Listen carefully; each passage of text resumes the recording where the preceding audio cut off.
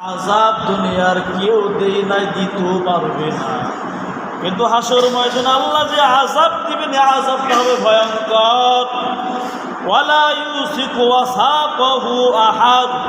আল্লাহ বলবেন, আরে আমি আল্লাহ এমন বাঁধার মতো বাঁধবো, সেই বাঁধন আর কেউ তারে বাঁধে নাই। এমন শক্ত বাঁধ দিবেন দুই হাতের ভিতরে শিকল লাগাইয়া, হাতে বাঁধ দিবেন শিকল দিয়া, পায়ে বাঁধ দিবেন শিকল দিয়া।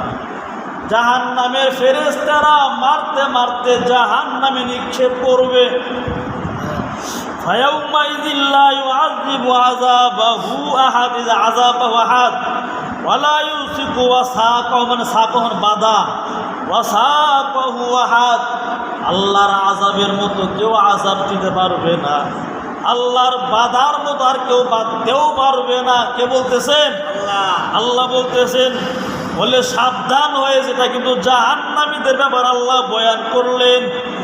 তোমরা যারা নাফরমান গুনাহ করো, মন চাই জীবন চালাও, নেশা করো, সুদ খাও, ঘুষ খাও, বেব্যভিচারী করো, বলে নেক আমল করতে মনে চাই না, গুনাহ করতে মনে চাচ্ছে না নাই? তা জুমার দিন 1:10 বাজে, আই মুসল্লি, নেক আমল ভালো লাগে না। আল্লাহর বয়ান শুনলে তো নেক আমল ধরা লাগবে। আল্লাহ কবে তুই বয়ান হুনস নাই, ভালো হস না, ডবল ফিটা, বুঝেন নাই? বয়ান শুনলে তো বুঝতো আল্লাহ সিলাই মাফ করিয়া দিতেন। এরা আল্লাহ তো বহু বাহানা খুঁজবেন মাফ করা। তুই দোকানে বইসা সময় কাটাইছো, মসজিদের বাহিরে বইয়া সময় কাটাইছো, বলে দুইজনে গপ্প করতে করতে ঘন্টার পর ঘন্টা সময় কাটাইছো। তুমি সময়ের হিসাব করো না, কিন্তু মসজিদে আইসা বয়ান শোনা লাগবে, সময়টার হিসাব করছো। বয়ানের শেষে আইসো, বয়ানও শুনো না, আসরা নাই? আল্লাহ কই বয়ান শুনলে তো তোর জন্য নাজাতের জুরিয়া হয়ে যাইতো। আল্লাহর বয়ান শুনতেছেন, কোরআন দিয়ে যদি না ভালো লাগে আপনার কলব নষ্ট হয়ে গেছে। এই বয়ান নবীও করেছেন, সাহাবারা শোনার পর জান্নাতি মানুষ হয়েছেন। কিন্তু নবীর বয়ান আবু জাহাল, আবু লাহাব শোনার পরও হেদায়াত পাইছে? হেদায়াত পাই নাই। আল্লাহর বান্দা আল্লাহ নিজে বয়ান করতেছেন, আমরা আপনাদের বয়ান শোনাই। এজন্যই জাহান্নামীদের বয়ান করেন আল্লাহ পাক খুব সাবধান। যার যার যে গুনাহগুলো ছাইরা দেন। এরপর আল্লাহ জান্নাতীদের বয়ান করতেছেন, ইয়া আইয়াতুহান নাফসুল মুতমাইন্না।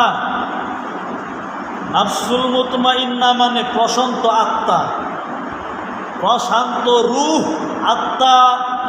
আল্লাহ বলে আত্মার ব্যাপারে আল্লাহ জান্নাতের ঘোষণা দান করেছেন। ইয়া আইয়াতুহান নাফসুল মুতমাইন্না। নফস মুতমাইন্নার কাজ হলো নামাজ পড়তে ভালো লাগবে, বয়ান শুনলে ভালো লাগবে, বুঝেন নাই? আল্লাহর বান্দা আল্লাহর আশেক হন, আশেক মাশুকের বয়ান শুনবে।